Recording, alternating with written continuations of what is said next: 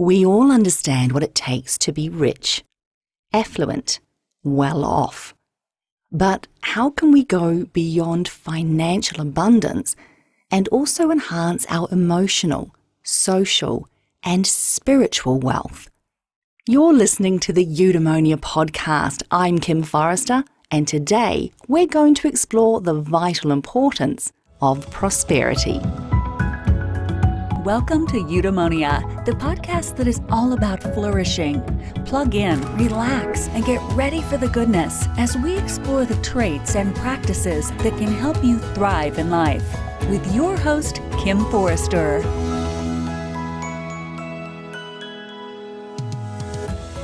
Shannon Hayes is the chef and CEO of Sap Bush Hollow Farm, located in New York State, USA. Since 2001, Shannon has been a sustainable farmer, entrepreneur, author, and cafe owner, patching together a unique life that has enabled her family to live almost completely free of the conventional economy. She holds a PhD in sustainable farming and community development and is the author of several popular books, including her latest title, Redefining Rich. It's my absolute pleasure to be chatting with Shannon today to explore what it really means to prosper in life and to learn how we can each make better choices to invite true wealth into our lives and our world. Shannon Hayes, welcome to the Eudaemonia podcast. It's just a delight to have you along. Well, thank you so much for having me. This topic in particular, I find incredibly fascinating. Every topic that I discuss on the Eudaemonia podcast has social implications. When we're happier people, studies have shown that our friends are happier people. When we're kinder people, we live in a kinder environment.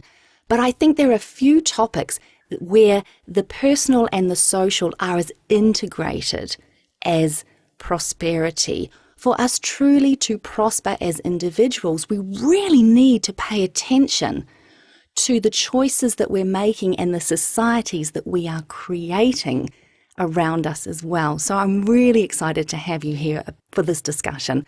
I love that you're thinking that way, because a lot of times we tend to be passive and wonder about what our governments are going to do for us and what other organizations are going to do for us. And it really is up to us as individuals to create that more vibrant society. So I'm really excited to have this conversation. Let's start here because I'm a New Zealander, and New Zealand is one of the countries that is constantly topping the Global Prosperity Index, along with the Nordic countries and Switzerland. These economies are tiny, and these populations are tiny compared to, the grand superpowers of the world, and yet they seem to be constantly proving themselves to be prosperous nations. It's obvious that economic wealth and prosperity are two completely different concepts. I think we've conflated them somehow, Shannon. How do you define prosperity? And what do you believe we most need to understand about true wealth? Well, one of the things that you touched on, New Zealand and a lot of these Nordic countries are really showing that it doesn't matter how big your economy is. What matters is the well-being of all. So I'm very concerned about that issue, particularly as an entrepreneur. But more than that, what I've learned in looking toward my own prosperity and the prosperity of my community, I have to redefine what wealth is.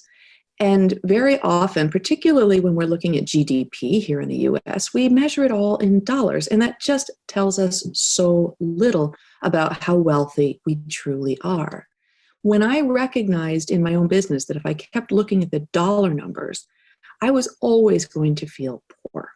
And I started reflecting one afternoon about what I felt I was doing as a farmer. And I saw myself as a steward of the land, protecting these old stone walls, protecting these pastures, protecting the watersheds, giving my community food.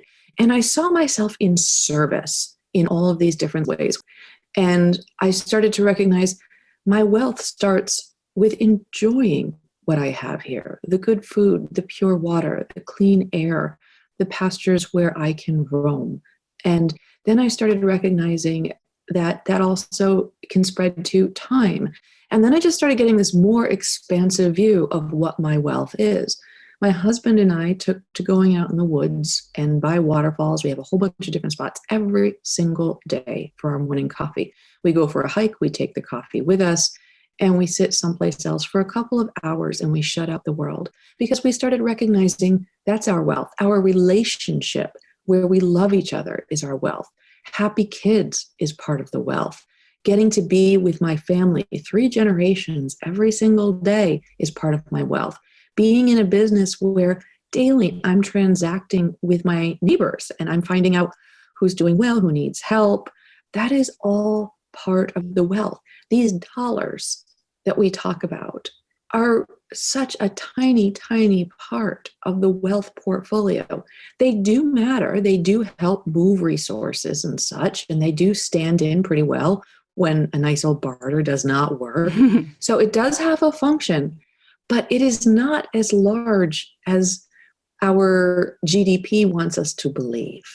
There is also a prevailing mindset that I see out there that in order for us to prosper as individuals, we must compete, Shannon. We must compete for our wants and our needs and our necessities and our desires. And others have to lose if I want to win, right? What are your thoughts on that particular mindset? Is it truly possible for us to prosper without inequality and competition? You know, I have other businesses like mine around here. And do I sometimes want to see that I'm doing better? Or do I sometimes go, oh, they're doing better than me? I mean, I think we all fall for that at some point. What I've also recognized, however, is that there's a point where it serves us, where competition inspires us to do better or inspires us to find new ideas and new ways, then that's helpful. But the minute competition turns us against our fellow businesses, our fellow neighbors, then that's just toxic and it's a waste of time. So a little bit of competition. Oh, wow, they did a really good post. Darn it, I wish I'd come up with that. Well, let me see if I can top them with something a little bit more interesting. That's great. But the real truth is, if the businesses I'm competing with go out of business, then this area starts to suffer. So I need them there. If other farms go out of business, then the service companies that support farms go out of business as well. So I really need them there. So that's part of the spiritual practice of being an entrepreneur, I think. You can really waste a lot of energy worrying about what the other person is doing. You can also gain energy if you engage in limited quantities, but not too much. So I'm not a big fan of competition. I think it is toxic, but I do realize that sometimes I can grow if I participate a tiny bit in that. And I need to grow because that's what makes this fun. That's awesome. Shannon, for many of us, the COVID-19 pandemic has changed our perspectives and our priorities. Those of us who were paying attention, I think, have made real changes in the way that we walk through the world. If you could pinpoint 2 or 3 prosperity practices that have sort of emerged out of the pandemic and that you'd love to see continue into the future, what would they be? I loved seeing how many people returned to family. I loved seeing grown people move back home with their parents. And we talked about it in the news like it was tragic. But how great for the elders and how great for the middle generations and how great for the younger generations to be together. I think of the families that I saw who were coming to get food at that time. I saw more grandparents with light in their eyes because they were living with their grandchildren. The other practice that I saw come out of the pandemic that I hope we hold on to is I think people started recognizing that fresh air, that place to go that's green, that's outdoors, it really matters. It's part of our overall health and well-being and how our community thrives. So I hope that comes forward. And I also think that people started to recognize just how delicious human contact is. I think we were really forgetting that. And to have that removed from us and to start to cherish what contacts we could safely have. That's really important. And then as people are coming out of it, to have somebody step into my cafe. I'm only open one day a week, but I'm there a lot of days. And so people come in anyhow. I just don't serve them anything, and they sit down face to face and talk, and they'll stand up and they'll just say something so sweet like, that felt so beautiful. That felt so wonderful. I haven't felt that, and I realize how much that means to me. I think there's so much to gain from this. I'm so sorry for the suffering, but I really hope that all the suffering that has happened is transformative, and that those lives that were lost are going to help us grow to be a much better world. I love that we're here to talk about prosperity. And the moment I ask you for some simple practices that you'd like to see continue, it went straight to connection. Connection with nature, connection with self, connection with family. And I want to dive a bit deeper into that particular part of the answer. You personally have been able to create and sustain a life-serving economy because of the help and support of your family, the generations up and the generations down. Now, many of us actually live away from family, or sadly, many of us have family that is simply not supportive, not reliable, Shannon. How can those of us who don't necessarily have that family network available to us, how can we make powerful lifestyle changes without sort of going it alone? Can we go it alone? Nobody goes it alone, Kim. Nobody goes it alone. Before you and I started talking today, you observed you heard some background noise. And I said, oh, that's one of my kids. That's my son. But that's actually biologically not my son that you heard in the background. Mm. That is a young man who moved in with us at the start of COVID, who needed family support to move forward with his life and his dreams. We are all working together, and he's helping me on the farm, and we're helping him get started in his life in spite of all that he's faced.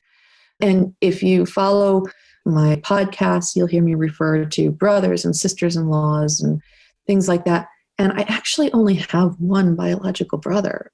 Mm-hmm. Biologically, my family is pretty small. But what I have is this network of people that I call sister, that I call brother, and that have all of the same rights and privileges of any other family member. It's not all genetic.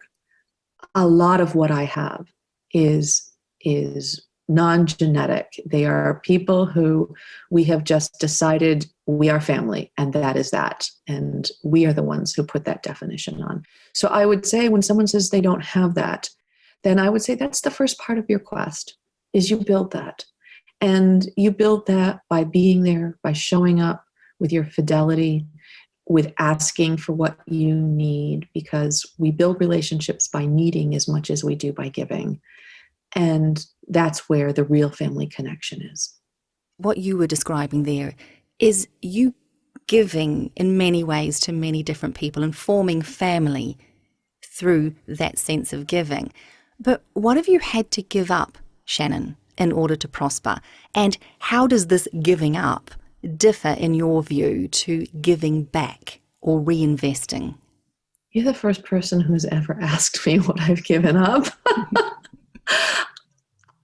And I have to tell you, I've never considered that I gave up anything. I suppose what I don't have is a steady paycheck. I don't have a position. I guess I do now, because now I'm at the head of my family's farm, but I never really had a title. Titles and paychecks, that's about it. Maybe I gave up fluorescent lighting from an office cubicles. I'm stretching. I know, and I'm keenly aware. I thought going through this that I was probably giving up the pension and all the amenities of a conventional job, the steady paycheck, the pension, and the sense of recognition, identity that conventional professions provide.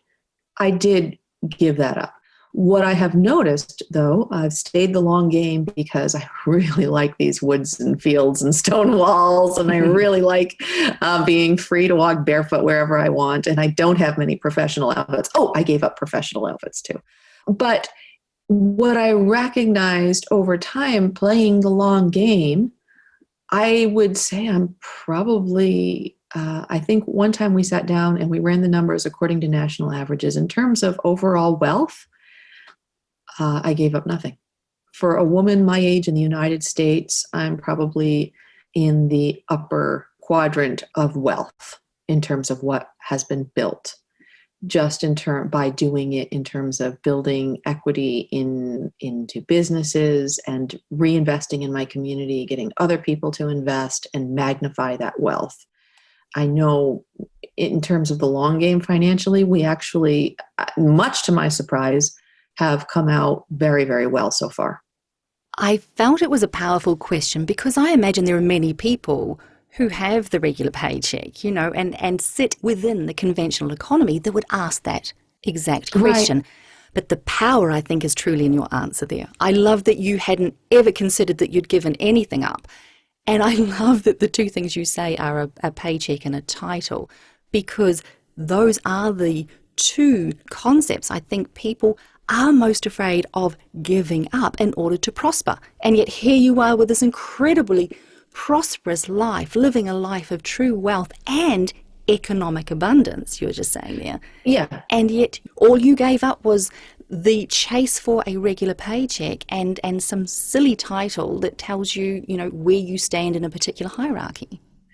You're hitting, Kim, on a very important issue in the book. One of the reasons why I hadn't really thought about giving that up, and I talk about this in depth in the book, is very early on in the game, I started realizing that was a farce. The title and the paycheck, they're losing games. It started with the day my husband got fired from his job. And I realized my first lesson about paychecks was it's really bad to have all your eggs in one basket.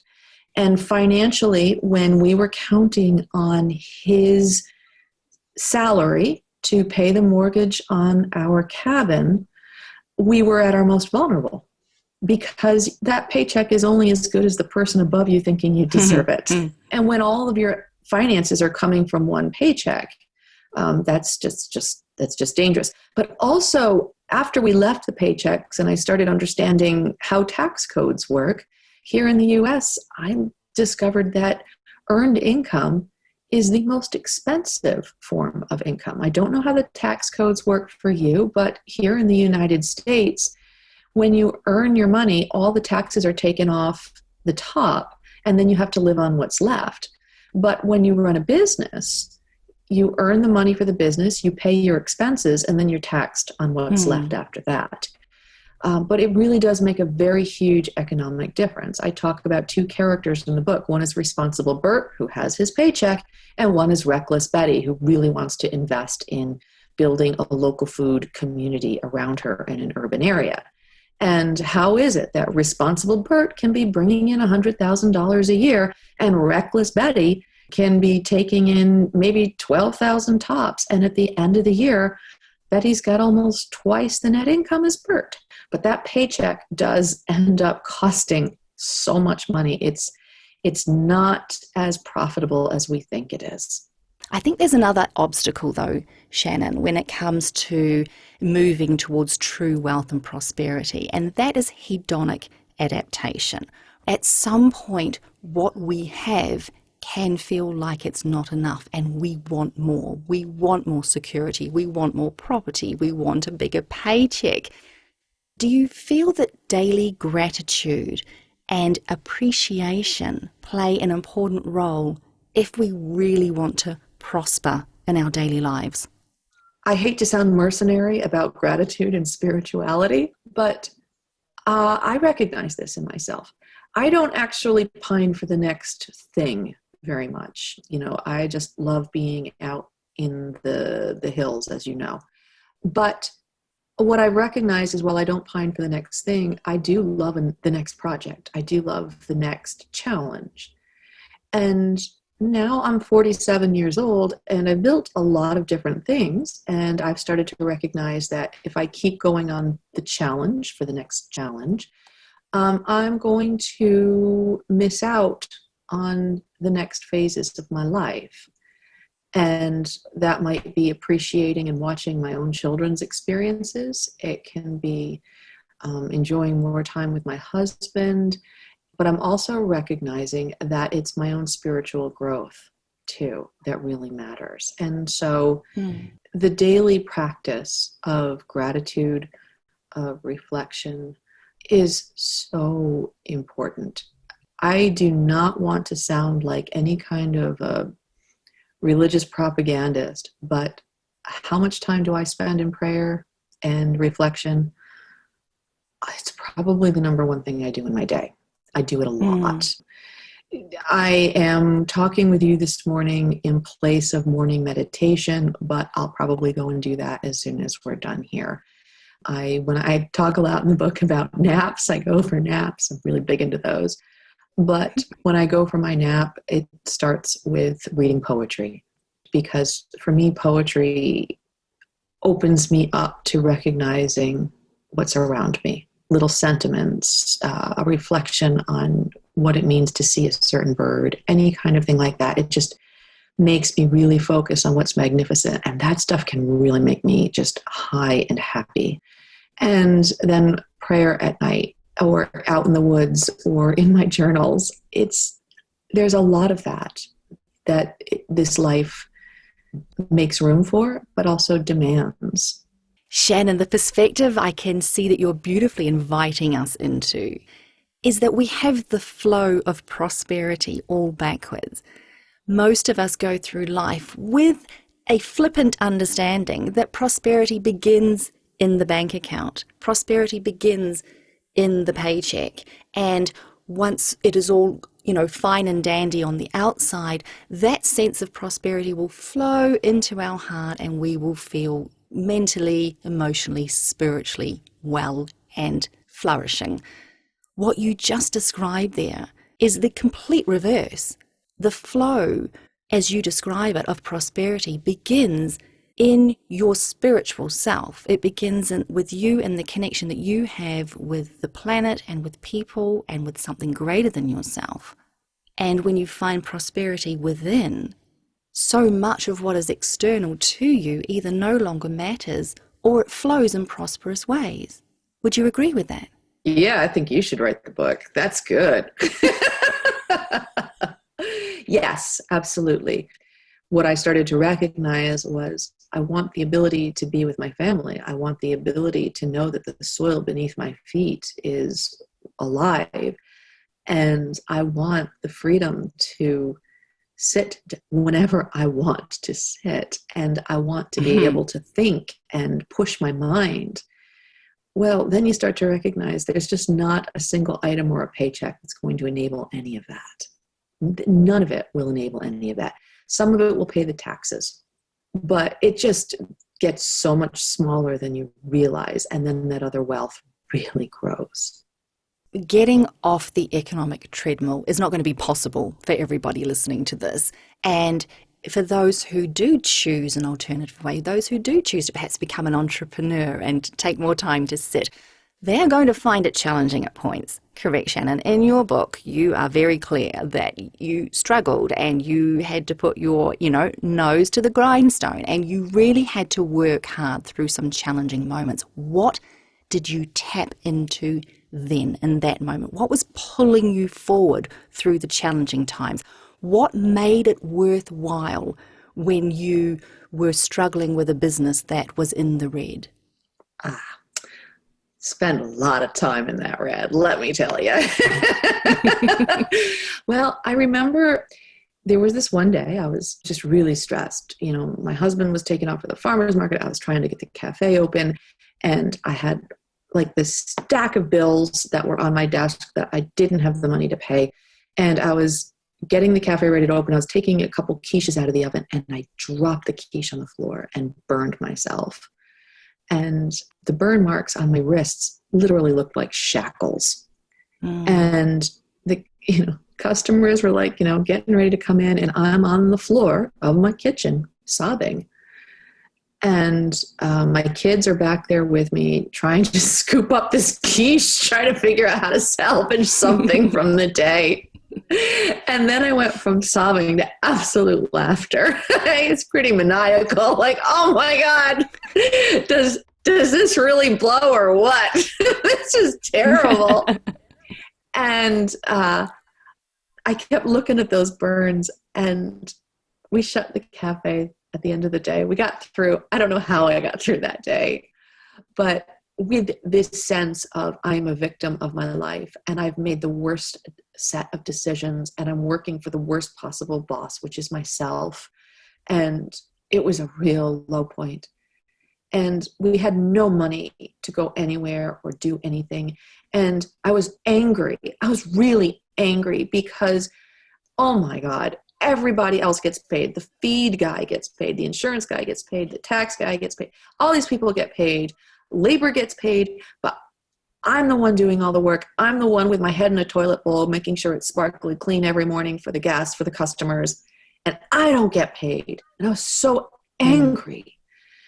So we closed the cafe, and I just put a vacation notice up, gone fishing, and we disappeared into a mile up the road for 48 hours. We took the kids, we took the tents and the dogs, and we got out of cell phone range. And on that trip, we just made it our goal to explore every swimming hole within a 5-mile radius. And just brought some leftover food from the cafe to eat, decided I didn't care. I wasn't going to do any gourmet feasts, and sat by this little pond up the road. And I thought, and I thought, and I thought, and I started to realize I got into this business because of the problems. Because they say that farming and the small scale in the United States is impossible. And I realized that problem intrigued me. And I opened a cafe in a place that was considered a food desert, a nowheresville, a dead town, because I thought it should be there, because I was fascinated about what would happen if I did it. And I started to recognize that what I was after was the challenge, the quest, the problems. I'm in it for the problems. And it was this little tiny shift in my thinking, realizing, oh, I took this on for the quest. I took this on for the challenge. I took this on for these problems. I get up every morning because these problems fascinate me and I want to work on them. I don't get up every morning angry because the problem isn't solved. If the problem were solved, I wouldn't have anything to do. I'm in this for the problems because I care about them. Let's go a step back though. Before you even realized that, before you had that realization, here's what I see that you did that I think we can all learn from.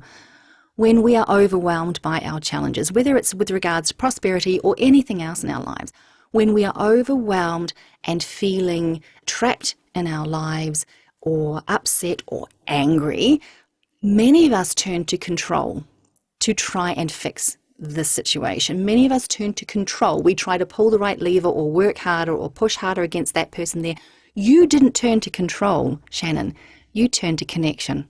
Yes. You took yourself away. You connected with your family and the planet. And I think of everything you just said, that there stands out to me as the most powerful, beautiful thing that we can understand. That we can do hard things, but when those things are overwhelming, perhaps it's in connection that we will find the solutions, not in control. I do believe that, but I also believe that there's the narrative that we're telling ourselves. We need our stories, and we do have to recognize that the narrative that we're telling ourselves, connecting to our own story, is part of the joy of what we're in this for. And so, yes, it's hard. There's no doubt about it. It's really hard. But when you realize, oh, yeah, but that's what makes it interesting. And that's what gives you something to talk about with your partner or your family members at the end of the night. Anything that makes, cocktail hour interesting is great. And so Then I started to realize that these problems are actually indeed part of the wealth. To get to work on the problem that I care about, that really matters, is huge. Yeah. And that gives you the energy to come back and start again. Your idea of a life-serving economy is very much aligned with the sense of community and connectedness. It just keeps popping up in the narrative here. Are there ways that we can help others to prosper and enhance true wealth in our families, our communities, and our world? Always. I think one of the ways that we start is by recognizing the wealth that we have. So I don't have, open up my wallet. It doesn't look like there's a lot in there. When I get calls for big donations, cash donations, I don't have that to give. And yet there are other ways that I'm extremely wealthy, and our family is extremely wealthy. And when I want to build a better world, we tap into the wealth that we have. So we tap in with food. We tap in with the time that we can sit down and share with somebody, the shelter that we can give. And you start people on their lives, on their paths from your wealth point, if you will. And that becomes the joy. Right now in my life, when I've got businesses running really well, that's where the thrill is at for me. Is when people can come to me and I figure out, okay, I can help in this way, I can help in that way, and help that person get going with their dreams. My final question, Shannon, is one I ask every guest on the Eudaemonia podcast. Can you offer my listeners a morning reminder? So this might be a practice, a mantra, an affirmation, something that can help us all prosper as we begin each day. Yeah.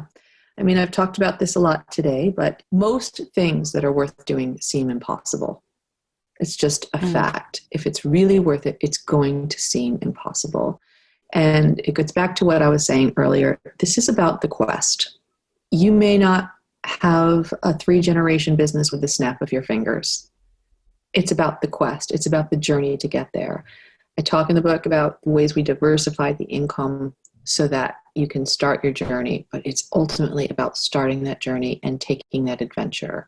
So all I can say is it's about the quest. It's not about arriving.